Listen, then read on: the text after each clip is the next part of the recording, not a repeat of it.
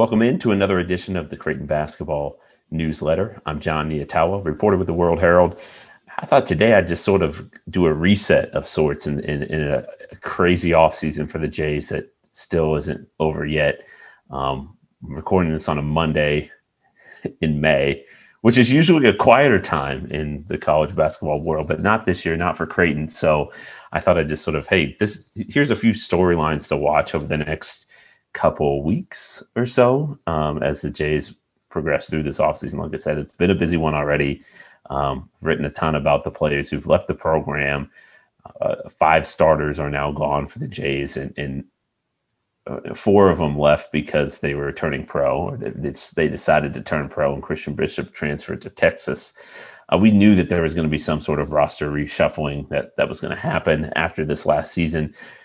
Really successful season for the Jays. It just felt like a natural end of an era, turn the page, start a new chapter sort of moment for the program, and it's indeed transpired in that way. So not only have they lost key contributors, like 80% of their scoring, the Jays, but they also lost 2 assistant coaches who elevated themselves to different programs, better jobs, maybe. Certainly some high-profile spots. And so they've been replaced. Paul Lusk went to Purdue. Terrence Rencher went to Oklahoma State.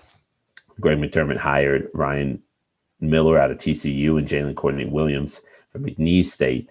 And so those spots have been filled, and Creighton's added a transfer in Ryan Hawkins, a forward, sort of versatile wing, 6'7" guy, Division II transfer, national champion, really talented. Obviously an impact guy who'll play his final year at Creighton, but that's it. And so there's still more movement that's going to take place, and more things that are going to more news that's going to be reported on. So I guess stick with me and follow all our coverage, because there's plenty to talk about and plenty to write about. I guess some of the things to watch. I think there's the player additions just for next year will be interesting to see. I think Creighton still needs some size, could use a body at center to add some depth, or even push a guy like Ryan Kalkbrenner, who's just entering his second year in the program. So that's an area of focus for the Jays. I think they could still add sort of a wing shooting guard type player, maybe with some experience to help some of the younger guys on the roster, or less experienced, more unproven guys, to help them sort of step into those roles right away. So those are 2 additions they have 3 open scholarships still, the Jays do. So they could add multiple players between now and the start of the season. And just covering from this team in recent years, these I'm trying to remember the latest ad, because I wrote a story, Kelvin Jones, who transferred in, the grad transfer, who made an impact, a big impact actually, off the bench for the Jays in their run to the Big East Championship. I guess they shared the title with Seton Hall and Villanova. But I remember writing the story about his commitment during the College World Series. So if that gives you sort of a sense of the timeline of what where these roster moves technically can take place, obviously once the season ends, but all the way through June. So it's typical, and this is an atypical year because of the pandemic, because the transfer portal now allows for players to become immediately eligible at their next stop if they're first-time transfers. There's more players transferring this year than ever before, and there's probably still some players who haven't yet decided that they want to, or decided that they are going to transfer, that once school ends and they get done with exams, they're thinking, well, maybe there's a new sort of opportunity. So player additions is one to watch.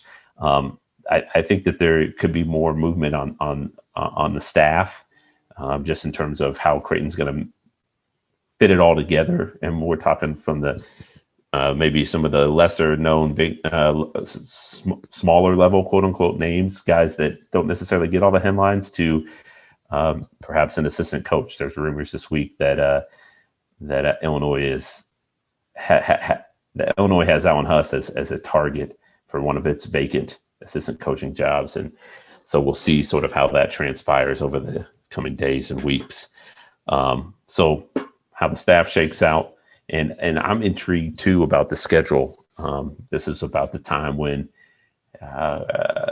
the puzzle pieces start getting shifted a little bit, and we start learning of some games that are going to be scheduled, and what kind of approach does Creighton take with a young team and an experienced team. The last 2 seasons, obviously the pandemic kind of spoiled what could have been, or what would have been maybe Creighton's most challenging non-conference slate under Greg McDermott. The Jays were slated to play a Gavitt game at home, a Big Ten team at home. We were all thinking and hoping and crossing our fingers that it was going to be Iowa for a great regional sort of rivalry game. They had a home game against Arizona State, and obviously the Kansas game, that one did get played. Creighton was involved in a tournament, the Battle for Atlantis, that eventually got moved, and Creighton eventually pulled out, as did other teams. So the schedule kind of fell apart, but that was just part of the pandemic. The Jays knew that they were going to be really loaded and talented, and so they wanted to challenge themselves. And it's actually kind of interesting because how a program schedules sort of gives you an indication of like, schedules in a non-conference gives you a little bit of an indication of like, okay, what do the coaches think about this squad going into next? What does this team need? And my assumption is that Creighton's going to need. It's not going to want to challenge itself to the degree that it has been over the last few years, just because it has youth and it has an experience, and it's working with sort of a new roster dynamic and trying to fit those guys together. So you would think that they're going to need some games to experiment a little bit, to build some confidence and get ready for what will be obviously a grueling Big East schedule, 20 games, home and away against everyone in the league. Never easy. So those are some of the things that I'm watching. And like I said, it's May, and it doesn't appear that there's going to be any shortage of Creighton basketball news from now until the middle of the summer. So stay with me, and feel free to reach out via Twitter. My mentions, DMs are open. You can send me an email at john.nyatawa@owh.com. I'd love to hear from you, your feedback, your questions, your complaints, everything. It's great. So hit me up.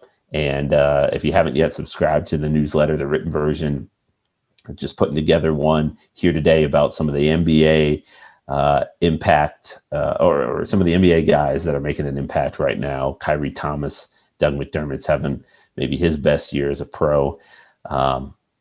Anthony Tolliver signed a 10-day and then signed another 10-day, and then was like, I'm just going to stay with the Sixers all year. He impressed him so much. So there's some former Jays making an impact at the highest level of the game. So I thought I'd highlight that a little bit this week. But yeah, thanks again for watching, and we'll see you very soon.